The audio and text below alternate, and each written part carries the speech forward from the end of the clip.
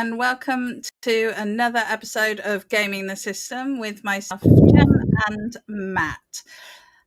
Today we are going to be talking about sexual assault and possibly rape. So if that's not your bag, then please feel free to skip this episode. We are particularly focusing on a recent sexual assault that occurred allegedly in the Metaverse. So before I kick off, I wanted to ask Matt what he understands the Metaverse to be at this point in time. Basically, my impression of it was that it's just like a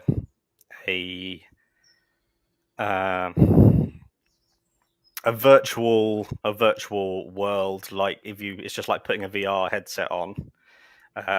If you play Fortnite, for example, instead of playing through your TV with the character, you put the headset on and you're the actual character in first person, moving about, doing things. I had listened to an episode of the podcast called Tech Stuff, which was really interesting, talking about a book called Snow Crash, which is a cyberpunk book. And he wrote a version of Metaverse, describing it as a consensual hallucination, which I think it describes it perfectly. It was Neal Stephenson who wrote Snow Crash, which I would recommend you read. I'd recommend everyone read it, actually. It's an excellent book.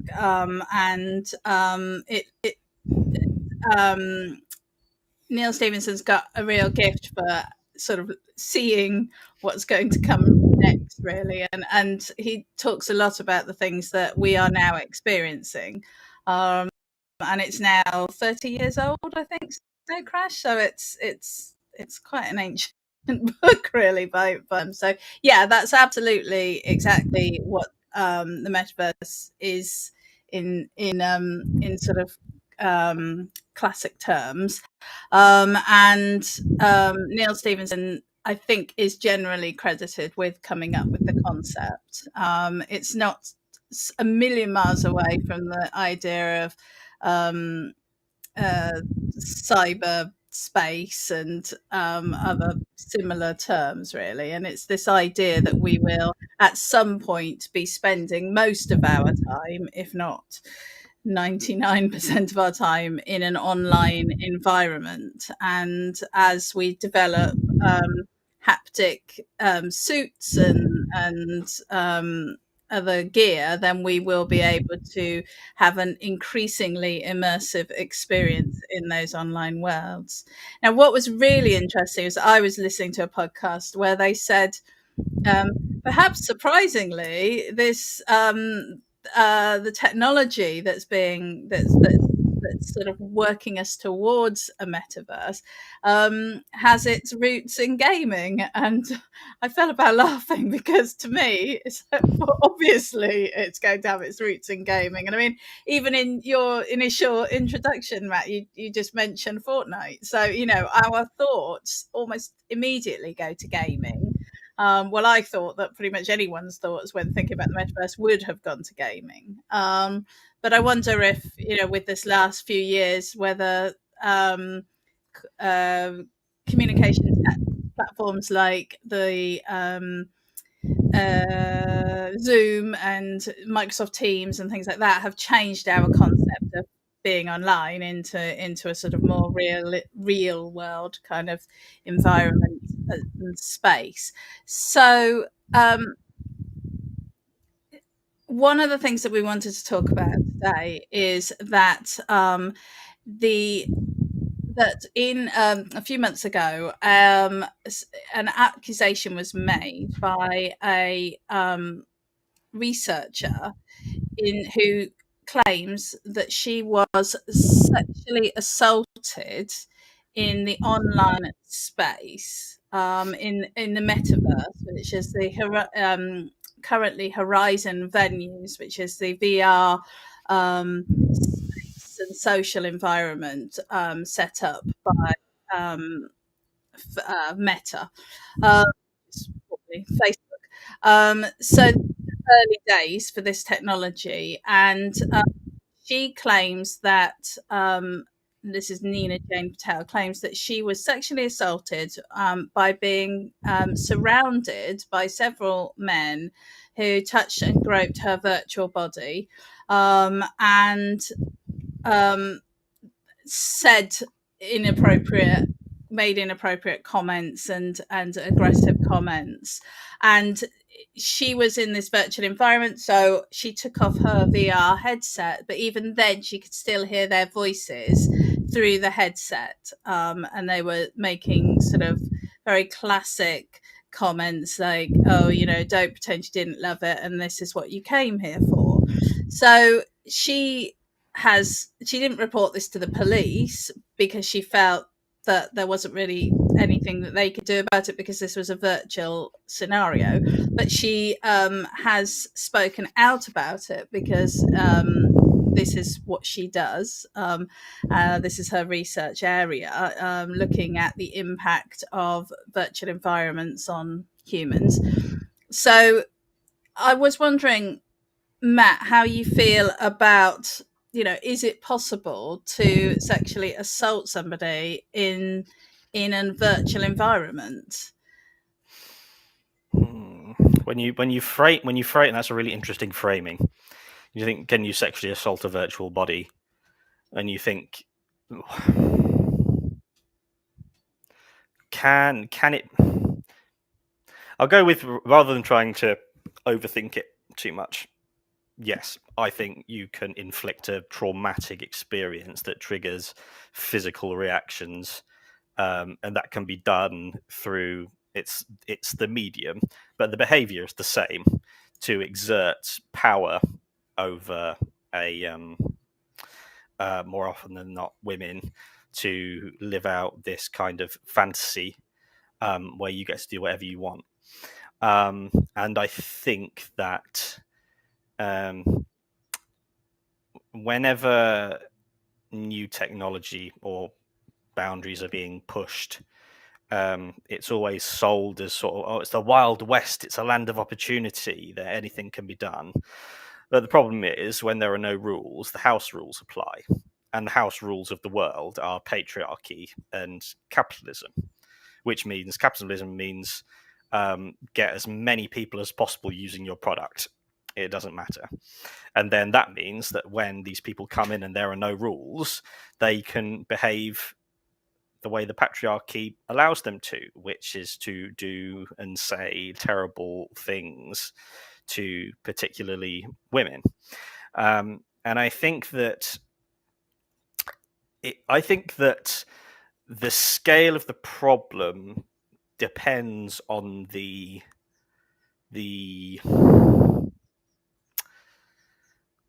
sophistication of the technology, because what she has experienced, clearly she felt a real physical aspect to it that she wouldn't have felt if it was just like you and I are doing now, or doing it over Zoom. There's that extra element that makes it adds that physical level to it. And that's not an accident on the part of the men doing it. They will have done that thinking, oh, I could talk to her and I could touch her. That's another element, an element of escalation. And that's a massive problem that I have with this, because we're supposed to live in a society where there are laws and regulations to protect individuals from predatory behavior. But what we have in the real world, rape and sexual assault, is completely decriminalized in our country. It's basically like 97% of rapists don't even get taken to court. Yeah. And so if we don't stand a chance in society itself, it definitely won't stand a chance in this place. And it gives, so those 4 men, they might have never done that in the real world. They might have done it, like talked to each other about it, playing games for a long time, and then they get a chance to do it. It's like it's practice for predators, because 3 of them might go sit back and go, actually, that felt there's something not quite right about that. I don't want to do that anymore. But then there might be one who said, that felt fantastic. I want to go out and do it in the real world. There's a real that the more it gets as close to you actually being able to touch and feel things, that's when the danger. So that's why now you're supposed to create a product, create laws and regulations around it, and then have an enforcement mechanism to protect people. But what they do is just go, here's the product, everyone go in and do whatever you want. Yeah. I mean, I think that's really interesting what you said about we're barely, when we're simply not managing sexual assault in the real world. So I don't want to call it the real world. Actually, I want to call it the offline world and the online world, because I think that that's actually a really important distinction. I think our language around this topic has to shift so that we recognize the power the validity of it. Yeah, exactly. And what can happen. So let's say, we are not managing sexual assault in the offline world, and we are not managing a lot of the harassment and abuse that people are receiving online. So if we try and bring those 2 worlds closer together through through the concept of the metaverse, then without proper thinking, without proper thought and care, we are potentially putting people at quite high risk of a sort of a punish less crime. And I think it is really problematic. Recent research has said that 41% of Americans experience some form of online harassment, and the amount of women reporting harassment has actually doubled since 2017. So the type of harassment has become more intense and aggressive, and this is in your text-based space. Another study showed that 75, I find this quite shocking actually, 75% of women surveyed has received unwanted sexually explicit images. Now that is just, that's horrendous. Now, so then if you put people in a physical space where they need to go to work, to school, to socialize, if that's how the metaverse is hoped to be, and we haven't managed to deal with these antisocial behaviors and these devastating and damaging behaviors, we're going to be in real big trouble. And I think what's really quite worrying is that Nick Clegg, who was the Deputy Prime Minister and is now the President for Global Affairs at Meta, he's saying, we've got all this, and we're going to put in special rules and safety features that we've not seen so far on social media, and it's all going to be fine. Yet, apparently,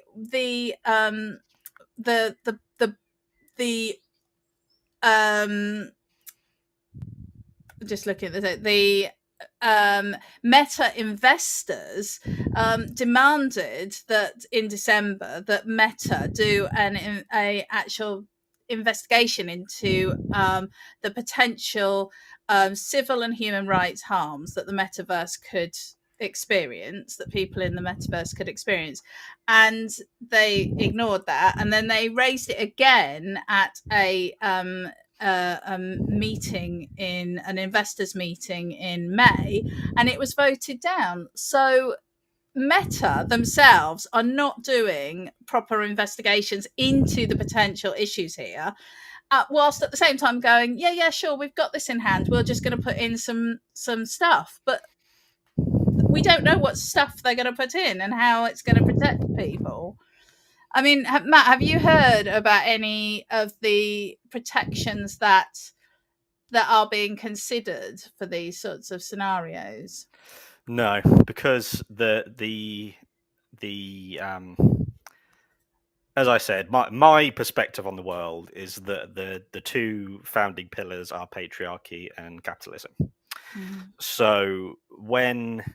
So it's interesting what you said about the shareholders. So did the shareholders vote down the initiative Well, the it's second time they talked about it? yeah, it was basically the investors demanded that they publish a report, and they raised it again at this meeting, and it was the shareholders who voted it down. Yeah. So Um, again, that's the capitalism side of it going, we don't care what happens, just open it, and then women will do what they do in every area of society. They just make do, try and keep their heads down. And it made me think of, so if you think of the patriarchy, capitalism is the seed of the decisions they're making.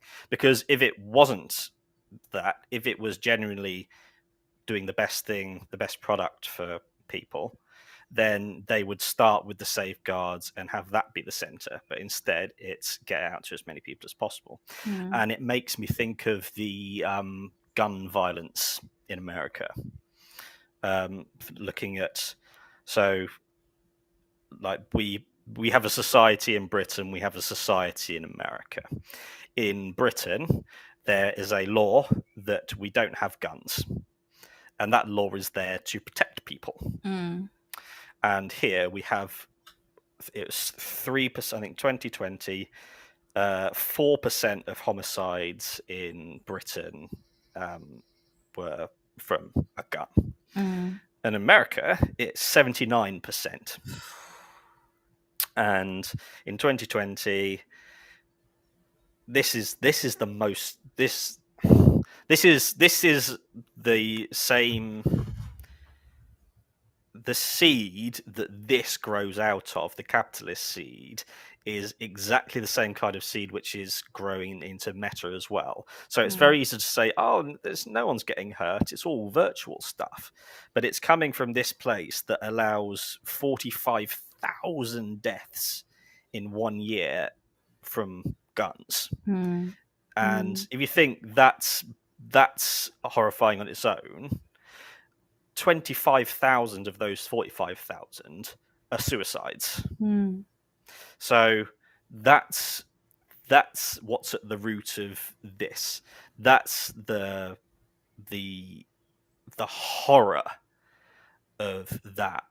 And so when they see these early signs of, oh yes, of course people are going to use this to exert power and do terrible things, and they're not going to step in the way of it, of course it's going to get worse and worse. And yeah.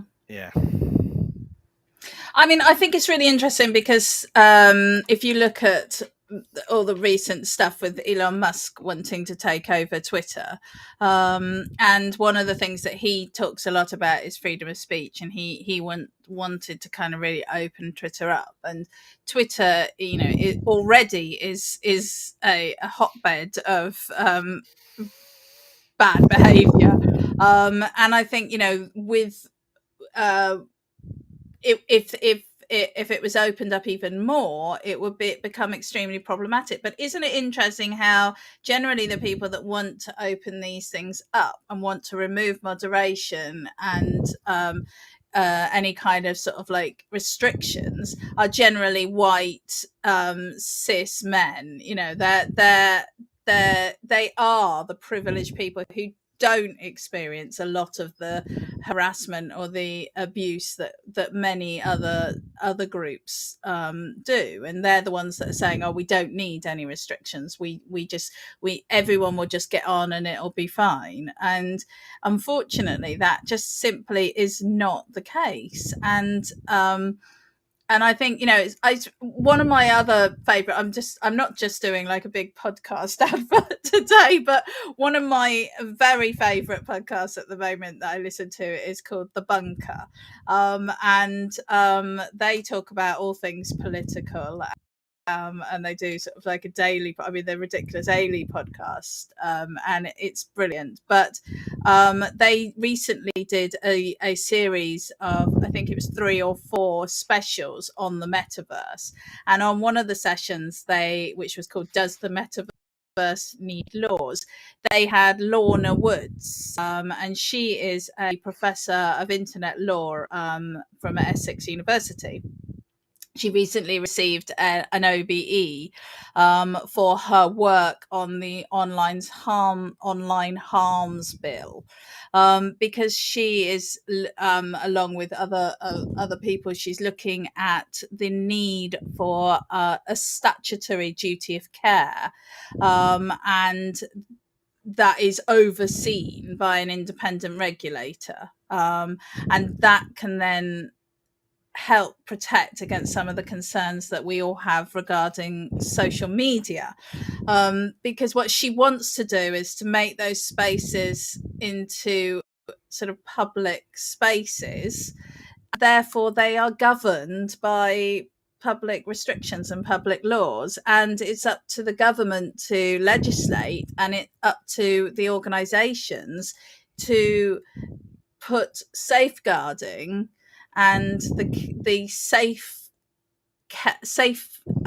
environment, the development of a safe environment, as a priority over money making, over profit, over all of those capitalist desires.